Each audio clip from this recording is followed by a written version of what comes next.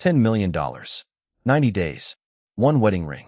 Charlotte Vale pushed the contract across a walnut table and watched Ryan Walker refuse to touch it. "You fired me yesterday," he said. "Now you want to marry me?" The blonde billionaire sat perfectly still beneath the white morning light of her penthouse conference room. "I want you to sign a legal marriage certificate and a private separation agreement. We appear together for 90 days. On day 91, we file for divorce. You receive $10 million. Ryan looked at the figure again, then at her. "For that money, you still can't buy a husband." Charlotte's jaw tightened. "I'm not buying a husband. I'm buying 90 days without my cousin dismantling 6,000 jobs."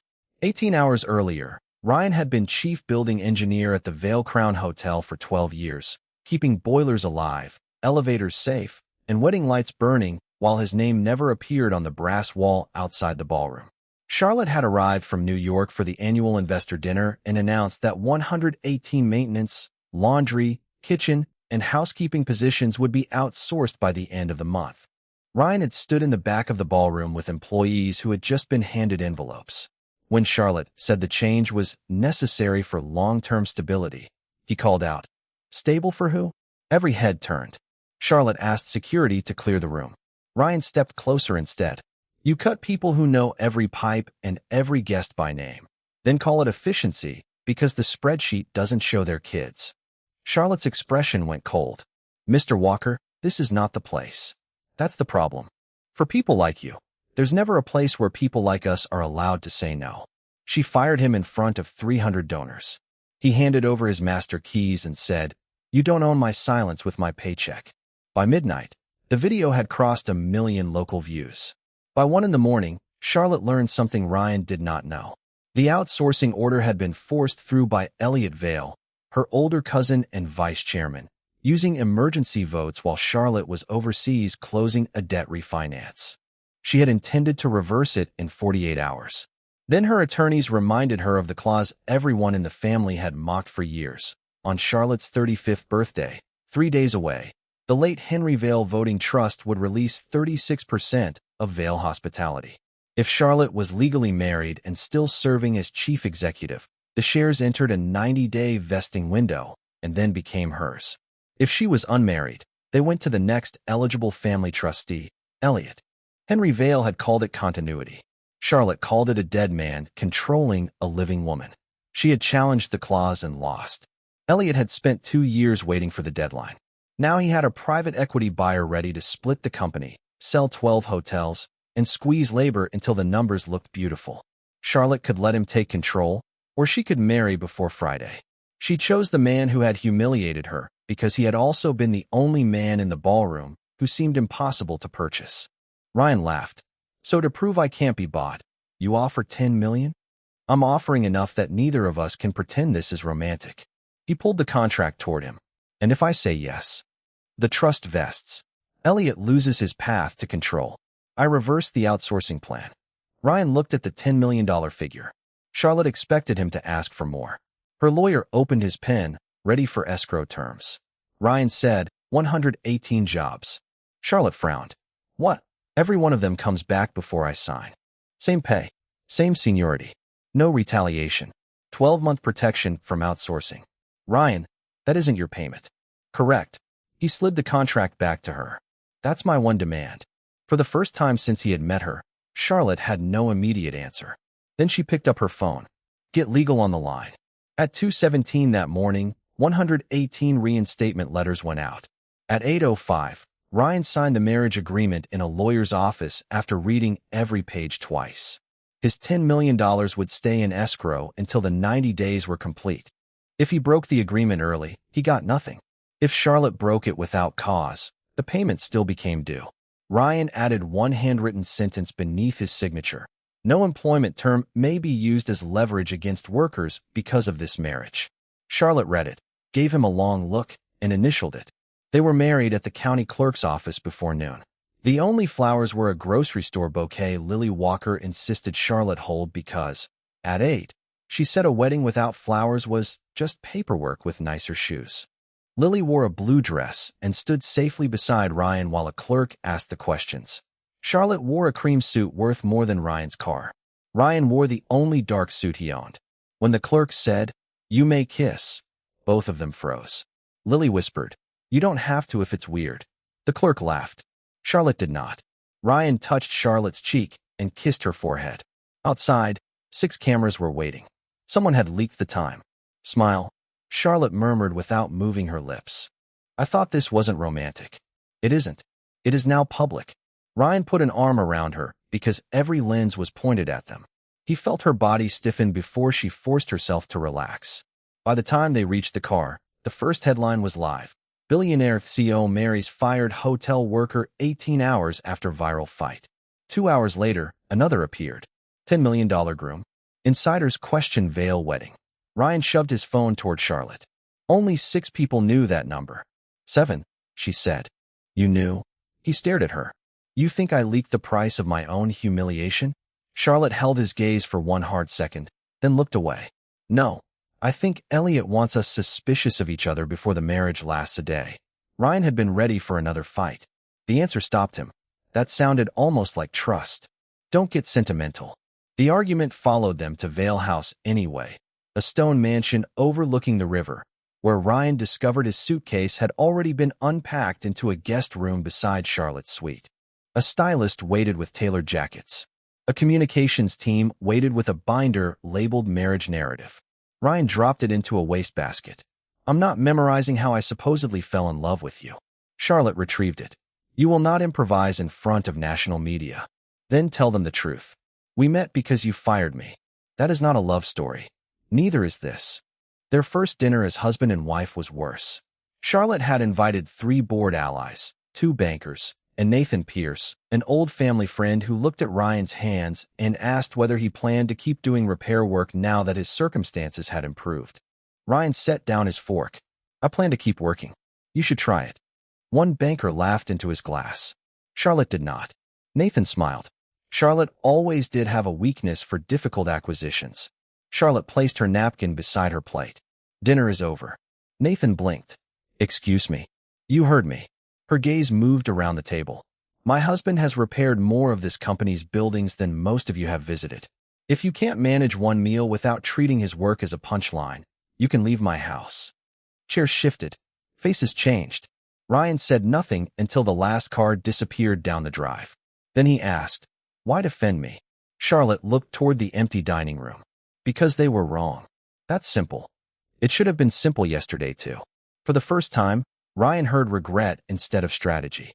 He did not forgive her, but he stopped enjoying hating her. The first week taught Ryan that Charlotte controlled everything except the things that frightened her. She wanted schedules for breakfast, cameras, even which door they would use at a hospital gala. He wore her chosen navy tuxedo, but refused the diamond watch. "I have a watch. Yours has paint on it. It tells the same time." Elliot greeted them beneath a wall of donor names, silver at the temples, and relaxed as a man who believed every room already belonged to him. "Ryan, I hear you negotiated well." "Depends what you think I got. 10 million is respectable for 90 days. Charlotte's face changed by half a degree. "You seem unusually informed, Elliot. This family has never been good at secrets." He raised his champagne. "To love." Ryan lifted water. "To payroll." 10 minutes later, Maya Chun, Vale Hospitality's chief financial officer, intercepted Charlotte near the service corridor with a thin folder. Ryan heard only 2 sentences. "The labor savings still don't reconcile with Elliot's sale model," Maya said. Charlotte did not open it. "Keep digging." Quietly, she saw Ryan and changed the subject. He noticed, but for once he did not turn missing information into a verdict. The next morning, Charlotte met the reinstated employees in the hotel basement. Patricia from laundry asked why anyone should trust a billionaire who fired them Tuesday and married their engineer Wednesday. Charlotte answered, "You shouldn't. Not yet." Then every phone in the room started ringing. Payroll deposits had failed. 118 reinstated workers had returned to the schedule, but the hotel's clearing account had been frozen by a lender review triggered at 8:03 that morning. Patricia checked her app twice. "My rent comes out at noon." A cook said his insulin payment was due. Someone cursed Charlotte. Someone else shouted that the marriage had been a stunt. Ryan found her in the loading corridor with 3 lawyers talking at once. "Fix it." "I am." "No, I am is what people with direct deposit say, while other people get overdraft fees. Charlotte snapped. The freeze came from a covenant Elliot controls. I can't reverse a bank in 10 minutes. Then use the 10 million. Her lawyers objected. Ryan continued. The money you can afford to pay me for pretending to be your husband. Use it to make payroll. The escrow is restricted. Then use yours. That landed. Those letters went out because I put my name on this marriage. If their checks don't clear by noon, I stand downstairs with them against you. Charlotte's eyes flashed. Do you think threatening me is the only language I understand? No. I think consequences might be. For 3 seconds, they looked like the people from the viral ballroom video. Then Charlotte turned to Maya. Fastest lawful bridge. Maya named an emergency wage facility backed by Charlotte's personal shares. Legal warned she could lose $40 million if the lender declared default. Charlotte said, do it. By 11:47, the first deposits cleared. Patricia's phone showed the money at 11:53. No one applauded. Ryan preferred it that way. Later, in the freight elevator, he said, you could have lost $40 million. Yes. You didn't tell them.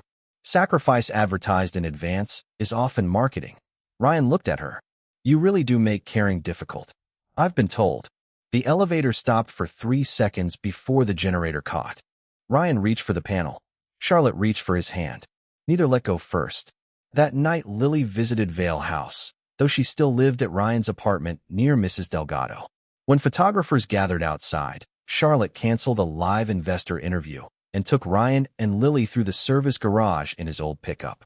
At a diner across town, Charlotte ate fries with her fingers and laughed before catching herself. There you are, Ryan said. Where? Somewhere without a board packet. Her smile softened. Don't get used to her.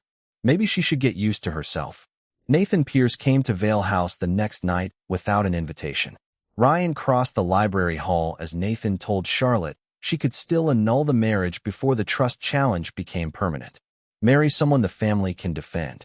Someone like you? Charlotte asked. Someone who understands the cost of the name. An hour later, Ryan found Charlotte in the kitchen, heels off, eating cold pie.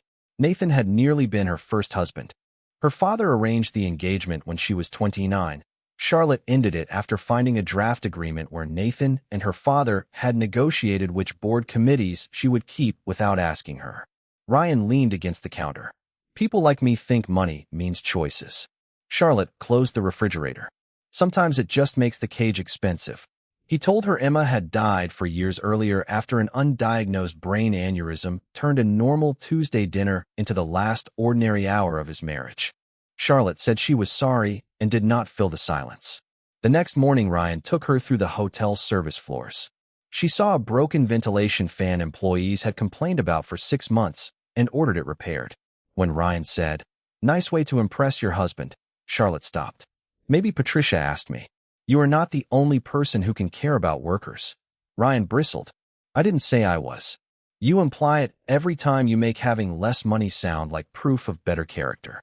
The line hit because it was true enough to hurt. "At least I know what a missed paycheck costs. You know what yours costs.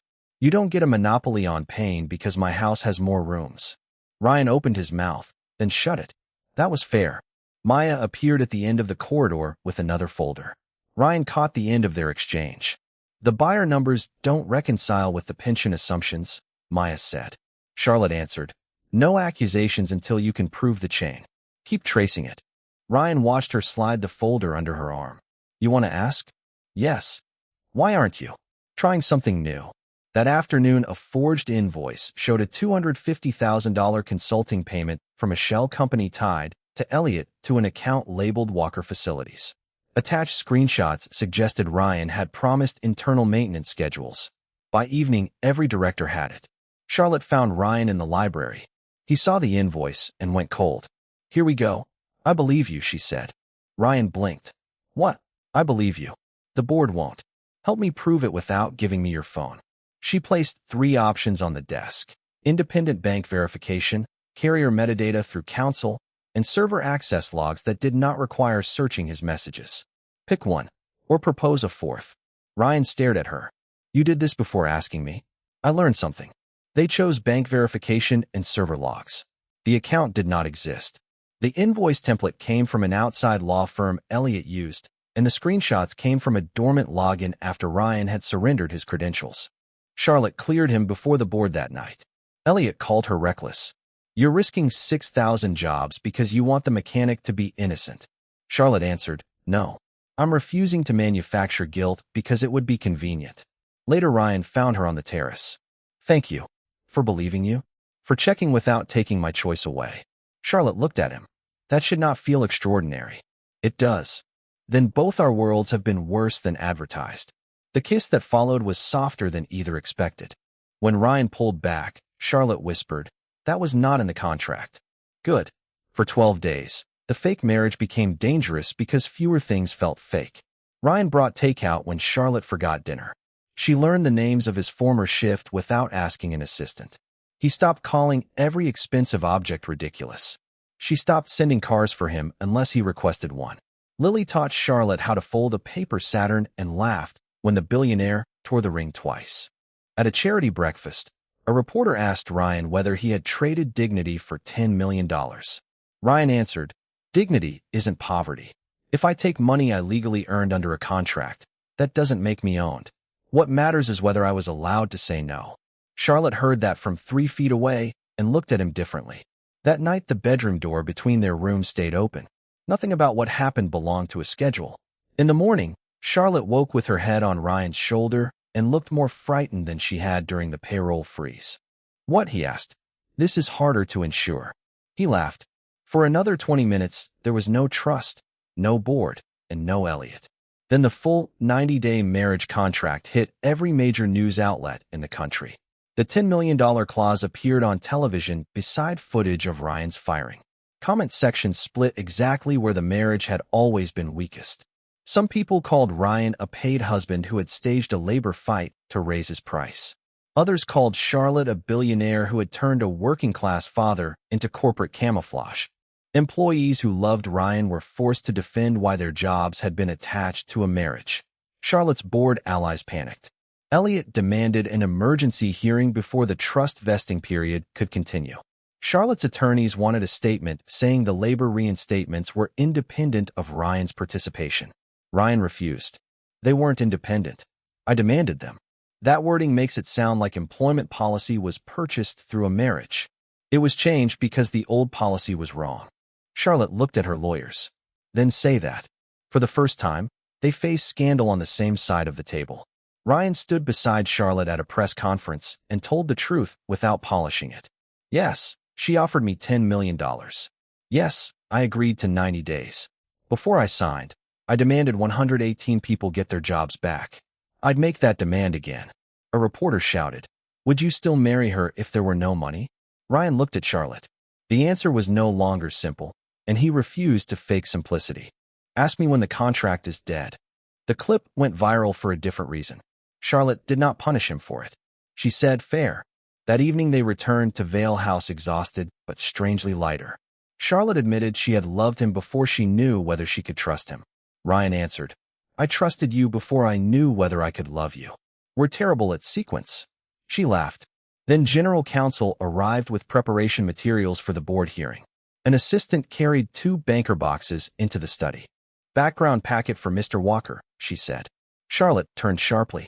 Not that box. Too late. Ryan had already lifted the lid. His own life looked back at him in labeled folders. His apartment building. Emma Walker's obituary. Medical debt from the year she died. Tax returns. A report on Lily's school. A printed map of the route from the school to Mrs. Delgado's building. Ryan stopped breathing. Charlotte crossed the room. Ryan. He did not look at her. Tell me this isn't yours. Charlotte could have lied for 1 second. She did not. It is. He lifted the page with Lily's route. You did this. Before I made the offer. You investigated my daughter before you asked me to marry you. I investigated you. The firm included household risk. Ryan finally looked at her. The warmth from 10 minutes earlier was gone. Household risk. Charlotte told the lawyers to leave. No one moved until she said it again. Ryan remained beside the open box. No one followed Lily, Charlotte said. The route came from public records and a licensed firm. That is the defense you chose? No. It's the fact. You photographed my building. Yes. Pulled Emma's obituary. Yes. My debt. Yes. My taxes. Yes. He held up the school route page. And this. Charlotte's voice dropped. Yes. Ryan laughed once, without humor. So you audited my grief. Elliot had planted people around me before. 6,000 employees were at risk. I needed to know you weren't connected to him. Then you asked me. I was afraid you would refuse before I could explain. That's called taking away my choice. Charlotte had no answer. That silence was worse than any explanation. Ryan looked toward the room where they had spent the last 2 weeks learning how not to turn fear into suspicion. The forged invoice happened after this. Yes. You learned to respect a boundary you had already crossed. Yes. And you never told me. No. He removed his ring and placed it on top of the school route page. Charlotte flinched. Ryan, we put rings on because of a contract. He heard her own old words between them. Then the contract can sleep with you tonight. She closed her eyes. He packed one bag. This time she did not ask security to stop him, did not offer an explanation, and did not follow him to the door. I will testify at the hearing, Ryan said. I'll tell them you didn't coerce me. I'll tell them Elliot framed the invoice. I'll tell them the workers deserve their jobs. Charlotte's face had gone white. And us. Ryan looked at the ring on the dossier. After the hearing, I don't know if there is an us. That's fair. He hated that she did not defend herself. He hated more that she had no defense. An hour later, photographs of the dossier appeared online. Elliot's people did not need to invent a lie this time. The truth was ugly enough. Reporters gathered outside Ryan's apartment. Charlotte's lawyers urged her to say the background review was standard executive security. She refused the phrase. Standard does not mean right. She called a press conference without Ryan.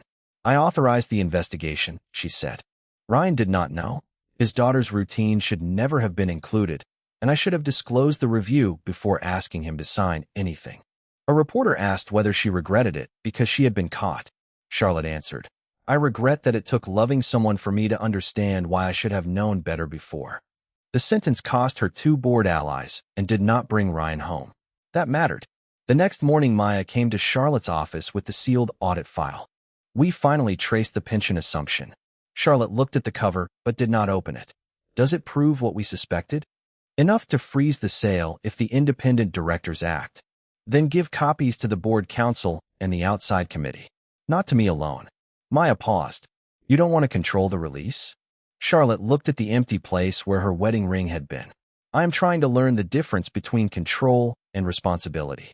Meanwhile, Ryan sat at his kitchen table while Lily colored beside him. She did not know the details of the dossier, only that adults had made a mistake. Are you divorcing Charlotte? She asked. Ryan stared at the untouched coffee. I don't know. Are you mad? Yes. Lily kept coloring. Can you be mad and still love somebody? Ryan looked at his daughter. Unfortunately. She nodded as if that sounded normal. Then maybe don't decide the love part while you're doing the mad part. Ryan almost smiled. Children could say dangerous things because they did not know adults spent years building defenses against simple truths. He still took off the ring. He still slept alone. He still went to the hearing. Friday night. The Vale Crown Ballroom held the same crowd that had watched Charlotte fire Ryan. Only now workers lined the walls beside reporters and independent directors. Charlotte sat at one end of the board table in a black suit with no wedding ring. Elliot sat at the other beneath the veil crest. Ryan entered alone and took the witness chair. Elliot's attorney began gently. Mr. Walker, were you fired by Ms. Vale? Yes. Less than 24 hours later, she offered you $10 million to marry her. Yes. And before you agreed, you demanded 118 jobs. I demanded those jobs be restored before I would discuss participating. So employment decisions became part of your marriage negotiation. Ryan looked toward Patricia and the workers. Because those decisions were the reason I hated her. Did you love Charlotte Vale when you signed? Ryan could have protected them with a fast yes. No, Charlotte's face tightened. I thought she was arrogant, controlling, and rich enough to confuse efficiency with people. Some of that was wrong. Some of it wasn't. Elliot leaned forward. And the dossier? Ryan looked at Charlotte. That was wrong. Yet you are here helping her keep control. I am here telling the truth. Did she purchase your affection? No. Then what did $10 million purchase? Ryan took a breath. At first, 90 days of my name. Cameras clicked. After that, not much. Ryan described how Charlotte had believed him when the forged invoice appeared and verified the truth without searching his phone. He described the payroll freeze and the $40 million bridge she risked to keep workers paid. Then he described the dossier without softening it. A good act doesn't erase a violation, he said. And a violation doesn't make every good act fake. Adults are harder than that. When Ryan stepped down, Elliot introduced an affidavit. Under the trust rules, Charlotte could preserve her eligibility if she affirmed that Ryan had exploited the public firing, worker unrest, and threat of embarrassment to pressure her into the marriage. Her general counsel whispered that signing could preserve control long enough for the independent audit committee to act. Ryan read the page. "Sign it," he said quietly. Charlotte stared at him. "I mean it. Save the company. I can survive strangers hating me. It would make you an extortionist. They already call me worse." Elliot spoke across the table. "Charlotte, this is the last rational choice you have." The room narrowed around her. On one side sat the company, 6,000 jobs, the trust, the name, and 34 years of learning that control was safety. On the other sat the man whose daughter's route had once been printed in a file because Charlotte believed knowing everything could keep betrayal away. Ryan leaned closer. "Do it." Charlotte looked at him. No, he thought she had not heard. She stood. No, this time the word reached the back wall. "Ryan Walker did not extort me. I offered him money. He demanded that I reverse a labor decision I should never have allowed to stand. I investigated him and his family without his knowledge because I was afraid of being deceived. It was legal. It was also wrong." Her attorney stopped writing. "This marriage began as a strategy. I treated a human being like a risk to be managed. I will not save my position by doing it again." She signed a release. "I release Ryan from every confidentiality, performance, and conduct obligation in our agreement. I waive every claim against him. I withdraw my claim to the Henry Vale Voting Trust." Elliot smiled. Charlotte finished. "And I resign as chief executive effective tonight." The ballroom erupted. Ryan did not move. Charlotte set down the pen, and for several long seconds nobody rescued her from what she had just done. The silence after Charlotte's resignation lasted longer than the applause that followed. Her general counsel asked if she wanted to reconsider. She said no. A board member asked whether the resignation was conditional on the trust dispute. She said no. Elliot leaned back, almost smiling. "Then control passes through the fallback." Charlotte looked at him. "Maybe, but not tonight." She nodded once to Maya. Ryan remembered the thin folder at the hospital gala. He remembered Maya saying the labor savings did not reconcile with Elliot's sale model. He remembered the corridor conversation about buyer numbers and pension assumptions. Maya carried the sealed report to the independent directors, not to Charlotte. "The audit committee has verified undisclosed transaction financing tied to employee pension reserves and a related party advisory fee connected to the proposed buyer," she said. "We are recommending an immediate freeze on the sale, suspension of Mr. Vale's transaction authority, and referral to outside regulators." No one was arrested. No security guards dragged Elliot through the room. The board simply stopped treating him like the inevitable winner. Independent directors voted to freeze the transaction and suspend his authority pending investigation. Under the trust fallback, the shares moved temporarily to the Vale Foundation until an independent trustee could be appointed. Charlotte did not get them back. She had chosen truth over control and remained without the throne. Only then did a reporter shout the question that changed the room again. "Mr. Walker, does Ms. Vale's termination mean you still receive the $10 million? Ryan's lawyer answered before he could. "Yes. Under the agreement, early termination by Ms. Vale makes the full payment due. Mr. Walker completed every obligation required of him." Ryan looked down at the contract. The payout page sat beneath his hand. $10 million. $10 million could buy a house without a leaking roof. It could fund Lily's college before she knew what college was. It could replace the truck, erase the debts Emma's last year had left behind, and give Ryan the first financial silence he had known since becoming a single father. Taking it would not make him dishonest. He had earned it under the agreement. He had saved jobs before signing. He had stood beside Charlotte while strangers priced his dignity. No moral law required him to stay poor.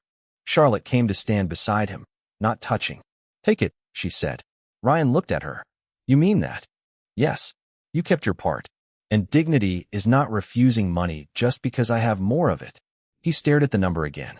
The room waited. You don't have to do this, Charlotte said. Ryan looked at the empty place where her CEO nameplate had been removed from the table. Neither did you. He signed the waiver beneath the $10 million figure. Then he set down the pen. No speech. No explanation. Just the scratch of ink and a room full of people understanding what had disappeared. A reporter finally broke the silence. Mr. Walker, are you saying the marriage is real now? Ryan looked at Charlotte. The contract isn't. Another voice shouted. Then what are you? Ryan almost smiled. Still angry. Charlotte's mouth trembled. Fair. He did not put the ring back on. He did not kiss her for the cameras. He took her hand for 1 second and let go. Forgiving you won't make the dossier okay, he said. I know. And giving up the company doesn't buy forgiveness. I know. Good. Ryan. What? Why are you still standing here? He looked at the workers, the torn agreement, and the woman who had just surrendered the only language of safety she had trusted all her life. Because there's a difference between leaving a contract and leaving a person. Outside, Charlotte refused the limousine. Ryan opened the passenger door of his old pickup. She looked at the truck. The heater still only works on high? It has personality. She got in. They drove away without deciding whether the marriage would survive. For the first time, neither of them tried to force the answer before it was ready. 90 days after the first wedding, the contract's old deadline arrived without a divorce filing. Vail Hospitality was being run by an independent interim chief executive while regulators and the board investigated Elliott's proposed sale. The pension money had not moved. The 118 reinstated workers were still on payroll. Charlotte had not returned to the CEO office or the voting trust. She sold Vail House to the foundation and rented a place across town, still wealthy enough that Ryan mocked her definition of smaller. She did not become a perfect person in 3 months.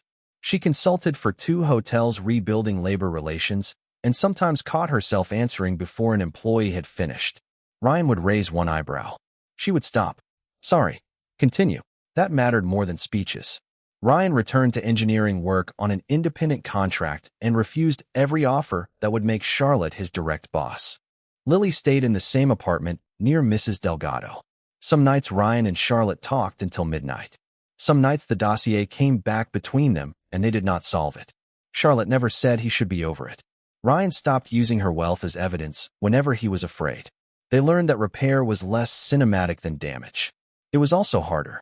On day 90, Charlotte found Ryan and Lily waiting in the county clerk's courtyard where the first wedding had happened. Lily held another grocery store bouquet. These are cheaper than last time, Charlotte said. Dad says that's romantic now. Ryan wore the same dark suit. Charlotte wore a simple white dress. There was no camera line, board vote, trust deadline, or money in escrow. They were already legally married. Ryan held 2 envelopes. One has divorce papers, he said. The other asks you to start again, without terms. Charlotte stared at him. That is cruel. Lily whispered. Can you pick the good one? I'm hungry. Ryan laughed, handed Charlotte the divorce envelope, then tore it in half. I'm still angry about what you did. I know.